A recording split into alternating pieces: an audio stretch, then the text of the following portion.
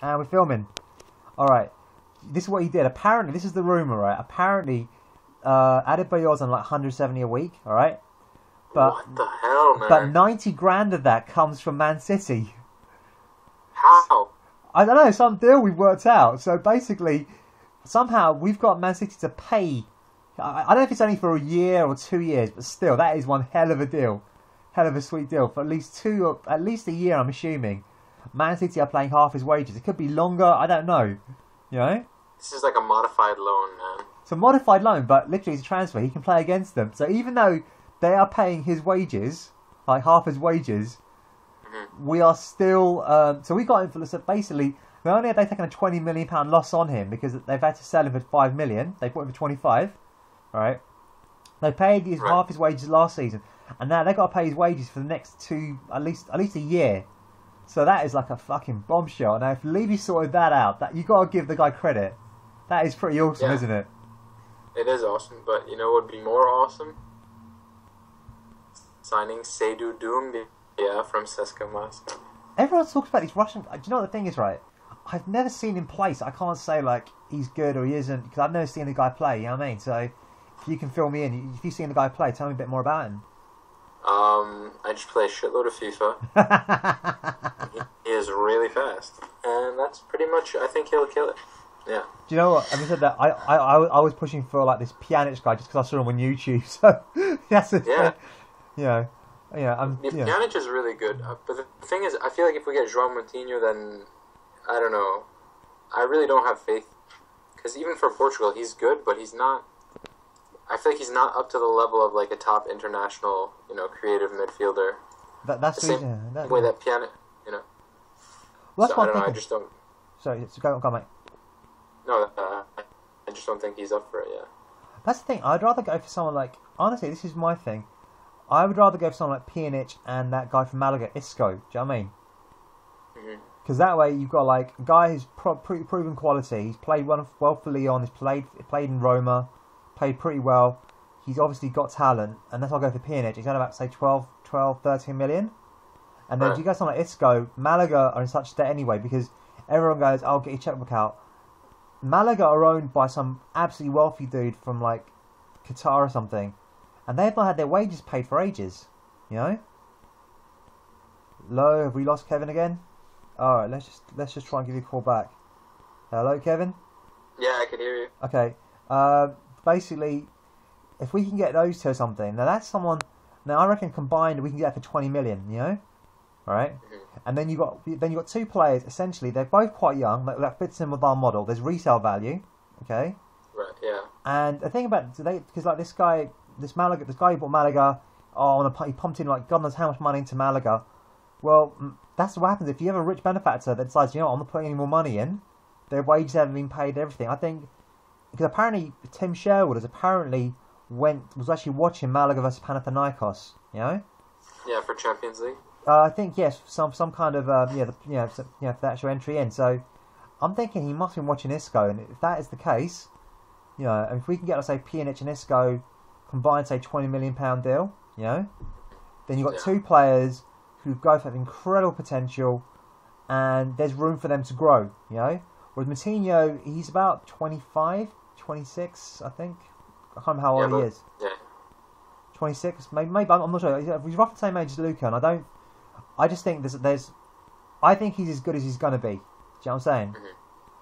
But, like I said, I mean, there's Loris. I mean, we've been linked to Loris, because obviously we've looked at the goalkeeper, and we've worked out that Bradford is a good keeper, but he's not going to be able to play like... next season. Yeah, well, maybe on this season, but, like, goalkeepers have so much time on the ball. Do you know what I mean? Now, imagine if you're a midfielder, you had that much time on the ball, You could probably play like a really good pass here, Do you know what I'm saying?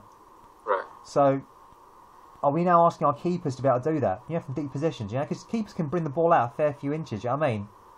And launch a really big ball up. Especially if we're playing high line. I know you're just going on because, like, the header, and obviously last season he had one kind of...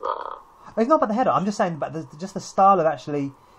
Not because of that, because I think he's still a great keeper. I think it's more because if you want to play a high line, okay, that means if you can distribute from even deeper, like from the goalkeeper, you can push up even further up. Does that make sense? Yeah. So you want it just in case. You want, like, remember how Neuer against Inter Milan in the Champions League, like when Stankovic scored that insane volley from half field. So Neuer came out and headed it, and then Stankovic came out and fucking volleyed it from like half field. You want a keeper that can kind of come out and boss the, like, you know. Yeah, someone who can come out. I'm not saying all the way into midfield or something, but just basically so we can play a higher line. Therefore, we can pin our players a lot back, because especially if he's a very quick keeper. Like, let's say we pass it back quickly, he can then boot it up. Like, oh, do you know what? I know Bale's on that flank. I know. Do you know what I mean? It's just he's just got the accuracy in his kicking. Do you know what I'm saying? Not like Michel Vaughan's got that, because Michel Vaughan, like the Swansea keeper, he isn't the tallest, but because he's for a goalkeeper, he's barely 6 foot, but he's got very good distributing ability. Do you know what I'm saying? So that's what I'm thinking. What do you reckon? I would have to go with the cheap route, and me being the New Yorker that I am, I'm going to have to recommend Ryan Mira. This is how you spell his name. He's a rookie out of Fordham University, and he's a first-year professional player for the New York Red Bulls. So far, he's Rookie of the Year. Okay. And I know that's obviously Ryan Mira. Well, do you know what? Maybe the YouTubers will look it up. Really maybe cheap. Yeah, why not?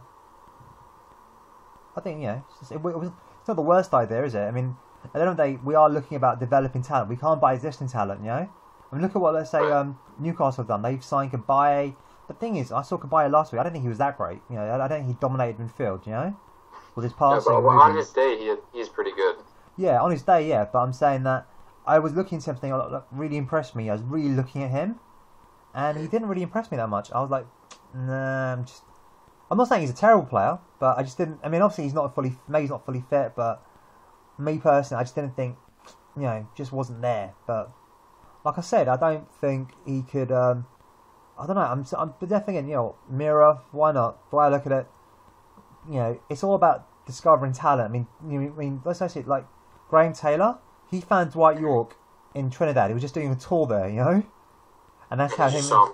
Doing kick-ups on the side of the road. Yeah, and that's how he thought, I'm going to sign this kid. This kid, there's something about this kid. He's going to do well. And look, at the end of the day, I know his United career didn't go wonderfully and end wonderfully, but he did win the treble. Do you know what I mean?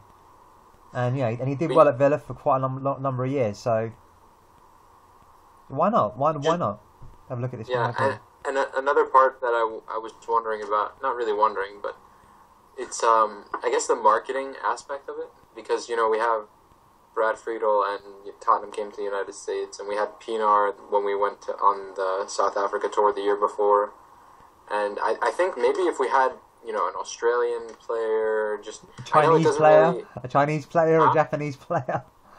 No, seriously, I think Man United, that's like one of their wonder strokes. If you look at how diverse their squad is and how much of a brand they are. Yeah.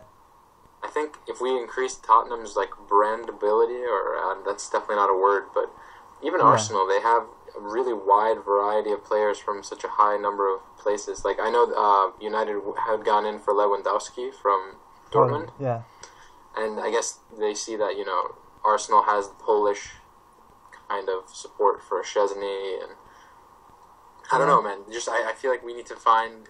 There are a lot of different players that can do the same job for us, and I think if we find players that are from a very wide variety of backgrounds that can also get us money from shirt sales, because I know I've at least spent like $400 or $500 on Spurs merchandise all the way from over here. So yeah, well, you know what? So we wanted to ask it in part 3. So coming up part 3, but this has been a Spurs video podcast with me, Chilmon, and my man Kevin G in New York, in Long Island. Yeah.